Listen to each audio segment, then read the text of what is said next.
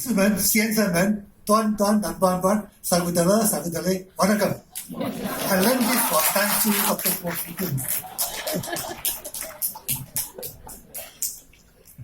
In this world of inflation, even introduction of speaker like me by the Tun Tan Siew and Tan Choo is highly inflated. Thank you very much. 盛名之下，其色难副。由衷的感谢大家。Tonight, I intend to present very briefly and quickly the main contents of this book, and at the same time, share with you my views and thoughts regarding some significant features of the artifact. But first of all, I must, on this occasion, in this hall, particularly thank 4 persons who have helped me in this book. He is Lo Chiu Yan,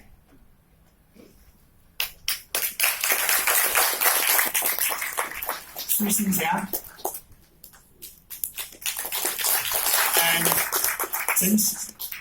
Chen Yeap, San, Da Gek Xiang, Ling, sorry, you know her, and also your Tong King, I don't know whether he's here now. He helped me a lot. And also, thank you. Now, I'm going to present my talk with slides taken directly from the book, without any editing like the expert work done by Tan Sri. I use the transparent directly to show you how the pictures look like. There are too many of them. I have reduced originally from 84 slides to 26 slides. Now, essentially, this book showcases all the artifacts and underscore the overwhelming Chinese ambience of Malaga Baba lifestyle. I remember Siok making the remark, the Chineseness is surprising. 中华色彩的确惊人。And it encapsulates the Tan family's treasure value of righteousness, integrity, loyalty, mercy, and happiness. Later on, example of this may be compassion. Sorry, mistake. But this is to test and see whether the audience is paying attention or not. And then it shows that the Tan family always adhere to the tradition of Confucius Samson, and as Choo mentioned, the Hall of Remembrance is the center of spirit of the house. As mentioned by Tan Sri, you read from right to left, and then the conventional way is the left to right. This is the entrance to the house, as you know, and if you cannot read the words, it's intentional, because my intention is just to show the picture. And then Tongfan means prosper together, and all this has a source and taken from I also can't read it. This is 诗经啊，杜甫的诗 yeah, from 杜甫. It's a well-known poem in the Tang Dynasty. Now this is one of the 2 cartridges, altogether 32 of them. I showed one. You read from right to left, but when it is placed on the left, you must read from left to right. And it all has its own meaning taken from the classic of the Chinese.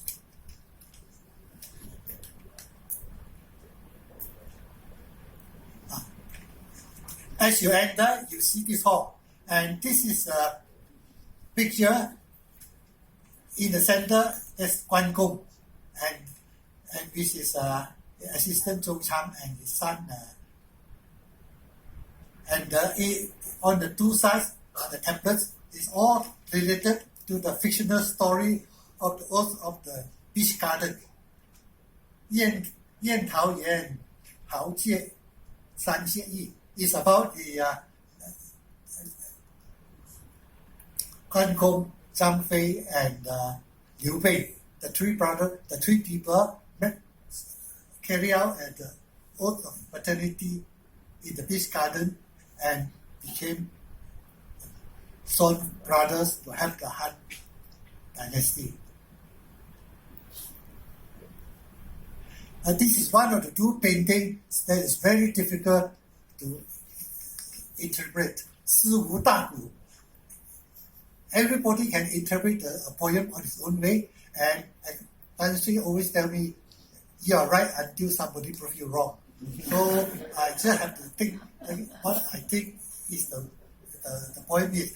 There's no English here, but the translation in the last two lines is particularly important because it is a painting of the clay, earth, and there's a phrase to say, 先期何日上扬州.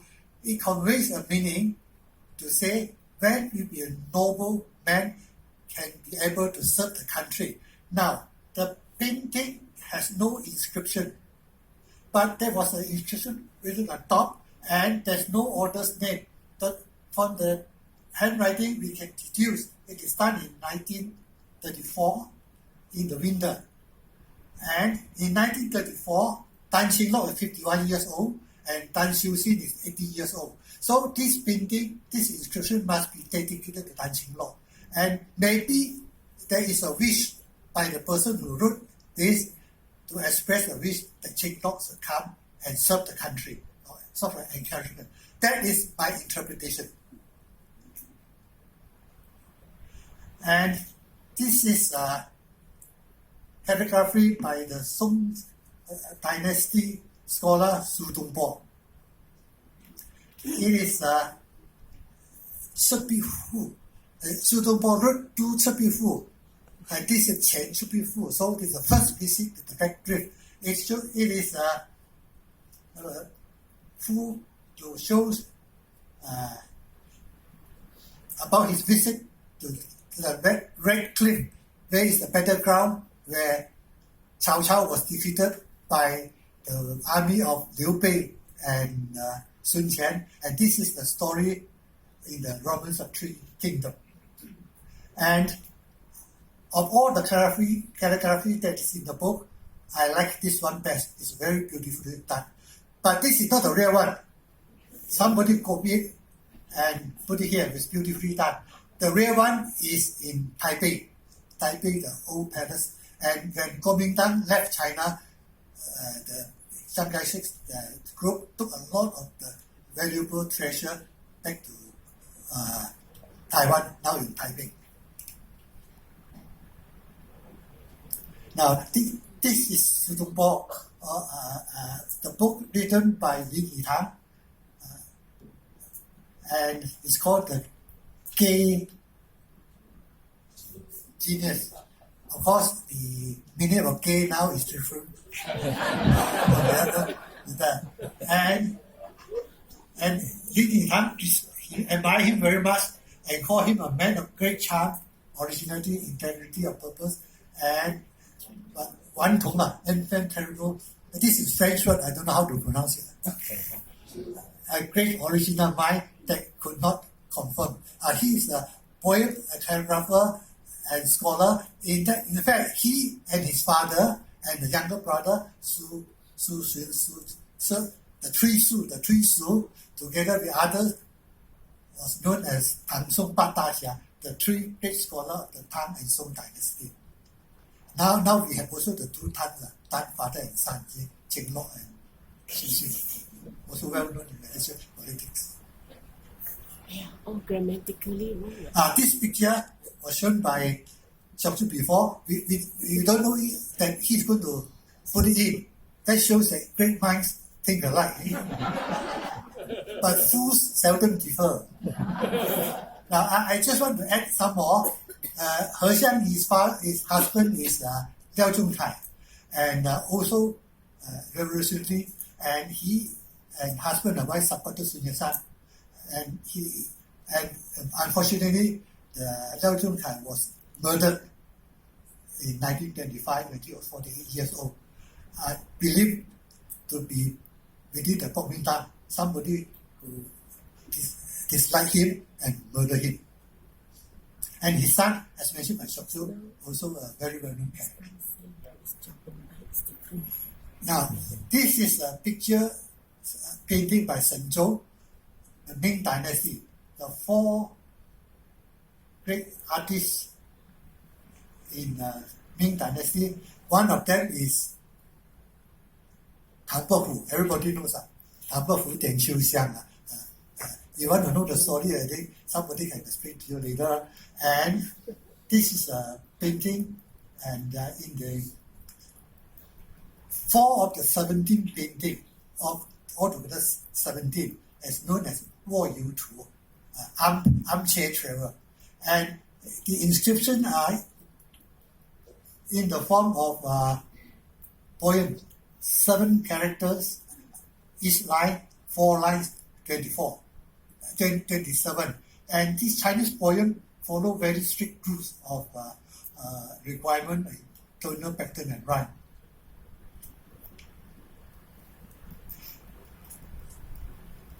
The paintings, the original paintings, are now kept in Beijing. That is museum, and this one is a copy.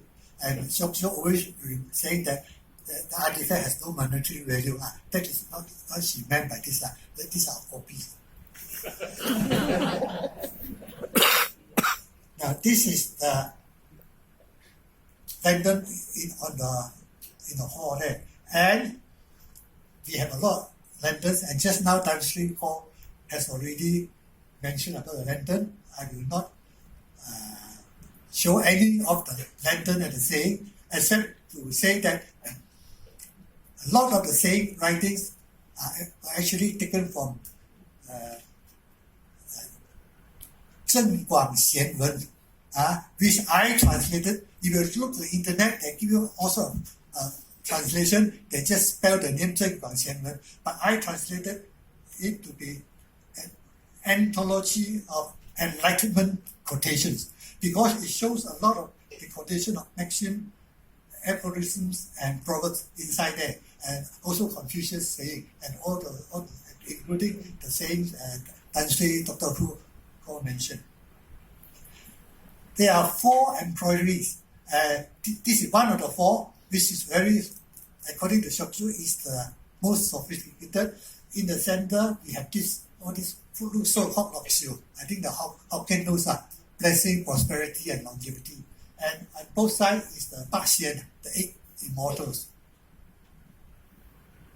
And this gift was given to Tan Siew Sin for his birthday, and his brother Tan Lak Sai.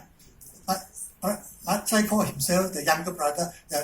Actually, he is not Tan Siew Sin's younger brother. It is Chinese way of saying, I'm your younger brother, you are my elder brother. There are no relationship. There are many commentation boards. I just picked 2. These 2 are very well known. People always use it, especially when you're getting an award. They'll give you 四名归, fame follows merit, and these are all taken from one of them is from Ahmad. The other one is taken from 武林外史. Yeah, it's from it's a novel.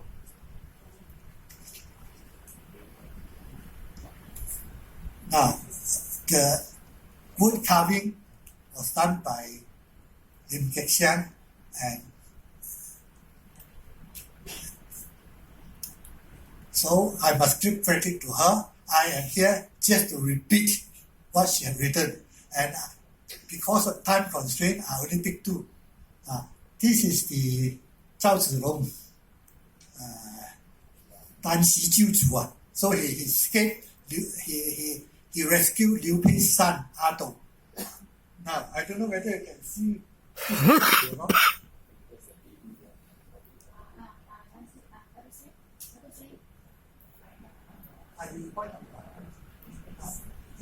Because of the sharp eyes, it's identified as it's a baby in the.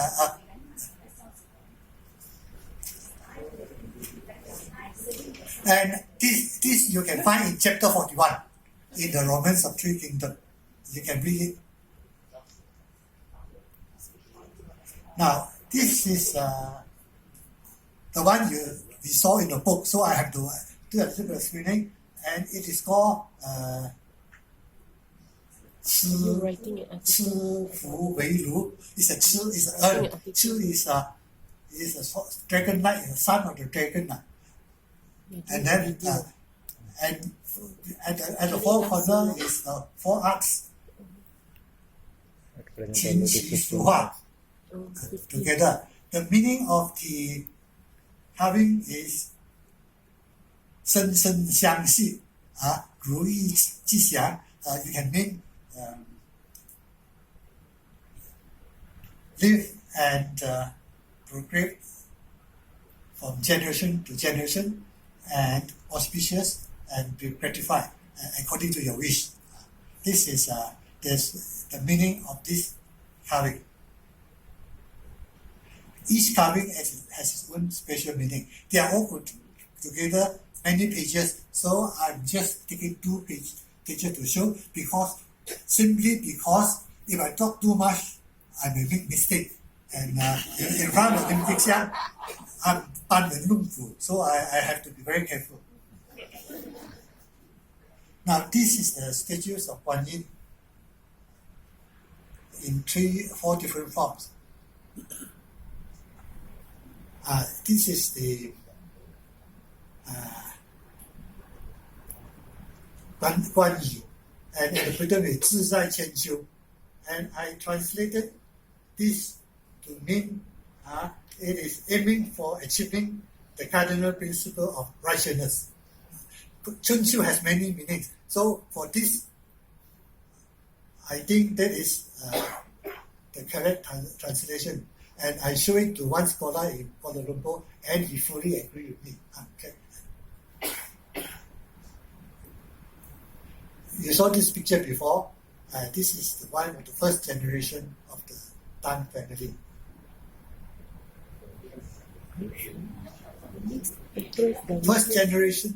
First ancestor of the Tan family who migrated in Malacca. So let's codify that. Now, this is a wedding photograph of Tan Cheng Lock and his wife. And you can see this is a very, of course, it's a black and white, and the bride is wearing a glittering nyonya headdress with multiple jewel headpins, and also a richly ornamented nyonya outfit with white sleeves. You can see, sorry, I cannot. And then the groom is wearing the hat, big fat hat, white fat hat, and with a Chinese garment. So this is a very good picture to show the nyonya style and the Chinese outfit, the groom. Wedding photo. This is taken during the filing talk. This Tan Cheng Lock, David Marshall, and Tungat Raman.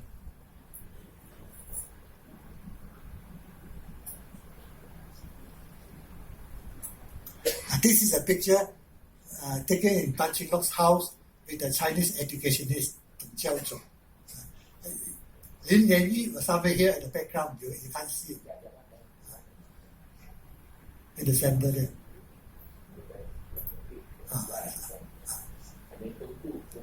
Tungu here.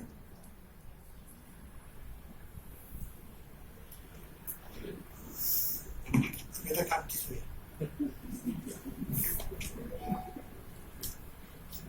Now, this is a picture showing. Chiang Kai-shek, giving to Tan Sing Lok and address him as Ching Lok Tung Zi, Comrade Ching Lok. It shows that Ching Lok may be a Kuomintang member, supporting Kuomintang. And he signed as Jiang Zhongzhen. Jiang Zhongzhen is the name. But the Westerners know him as Jiang Jieshi, Chiang Kai-shek. The Taiwan say it's Jiang Zhongzhen. Zhongzhen sounds better. Jiang Jieshi sounds not so good. And Mao Zedong sounds better. So that's why Jiang Jieshi lost to Mao Zedong. And in my opinion, Chinese names should have tone up and down. Like for instance, Huang Yi Zhen, very good. But if you say Huang Yi Zhen, very hard. So name also is very important. Now, and I think I have some spare time. I love for half an hour, but I use less than half an hour.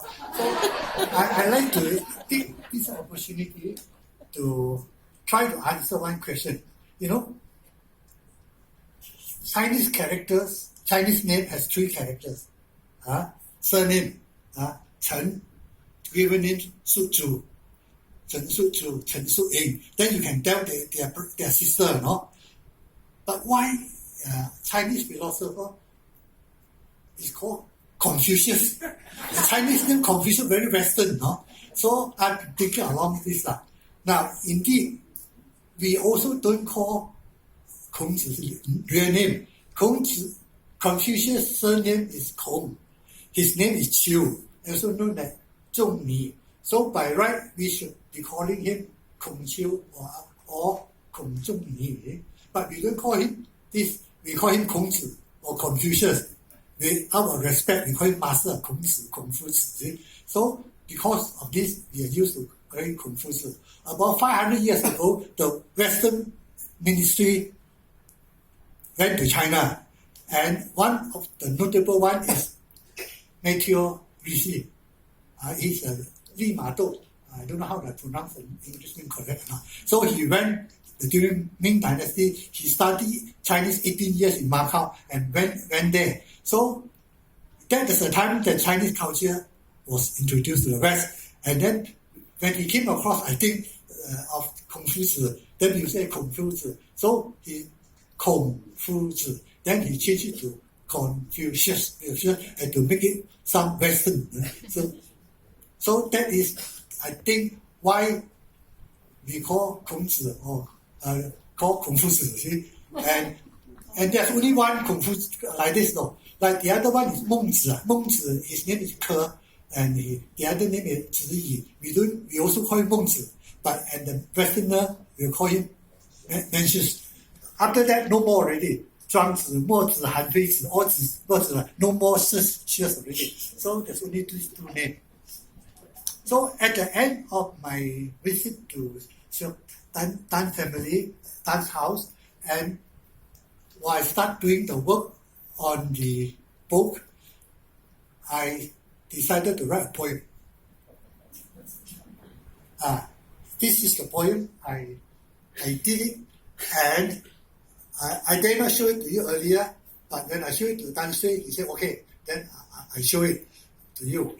And I can tell you, in every respect, this poem, although studied very much, complies with the requirement of the poem. We have he has to press escape. He has to press escape on the keyboard. Yes.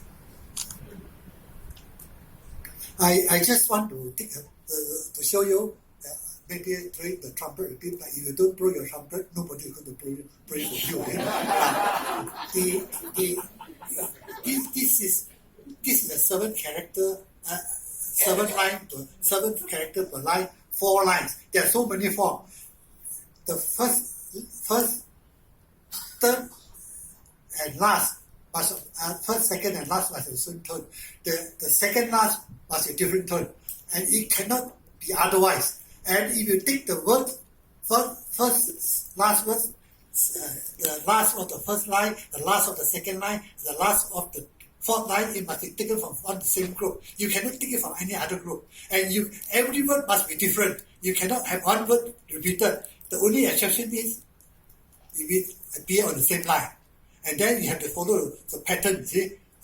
Like for instance, you read the word, I read to you, 清廉政治口碑流，儒家以事世代谋，祖圣传承谁可试？精穷文弱是精忠。So in terms of the rhyming, you say 平平仄平平仄平平仄平平平仄平平平平仄平平仄平平 like singing a song. That's how the Chinese pronounce it, recite the poem. And the only thing about this is I use the last word 荆州 to represent Tun, because I don't know them, so out of respect I quote the 荆州, which quote from Levi's 但愿一世含荆州. There's a phrase, a word by him, so I quote it, and this is how I write this poem. Thank you. Now, my concluding remark.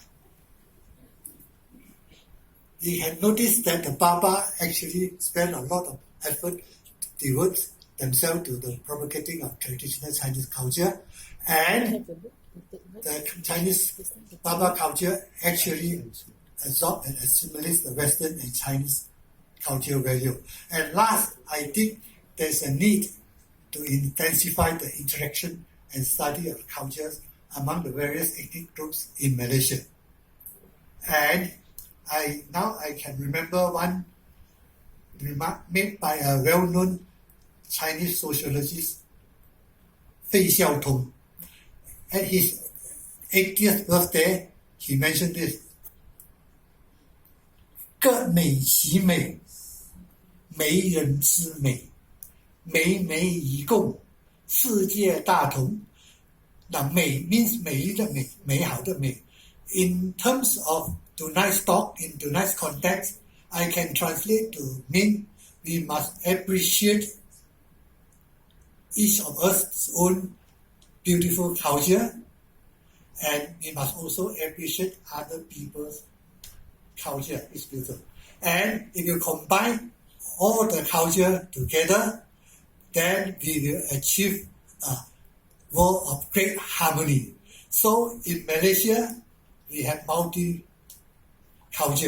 So we should learn to appreciate our culture, and we should also learn to appreciate other people's culture. To appreciate other people's culture, we must first learn to appreciate our own culture. What I have done is to throw a brick to attract jade, 抛砖引玉. I hope somebody can do some more research along this line. And I'm an engineer. I'm doing this because of my interest.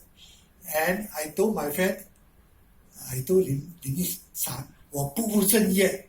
I'm not doing my proper job. Not my own profession. I'm doing it. So for my interest. And if you discover any mistake in the book, it is excusable.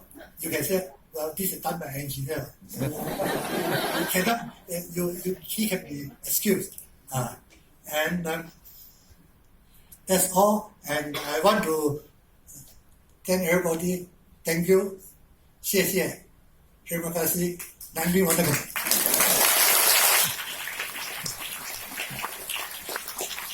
Thank you very much, Dr. Sri. That was a wonderful main course. I think what Dr. Sri has shown in his passion is three things that I've learned from him. The first one is that Confucius is confusing. The second one is that anybody who has passion can become from an engineer to a scholar to a cultural historian and then a poet. And the third thing is that in Penang, in Malacca, in Malaysia, we are all melting pots. And it is through the interaction of all our cultures that we celebrate our future. So I think I want to thank, on behalf of all of you, the great thought, passion, and dedication that all the four speakers here have given to us. So let's thank them for this.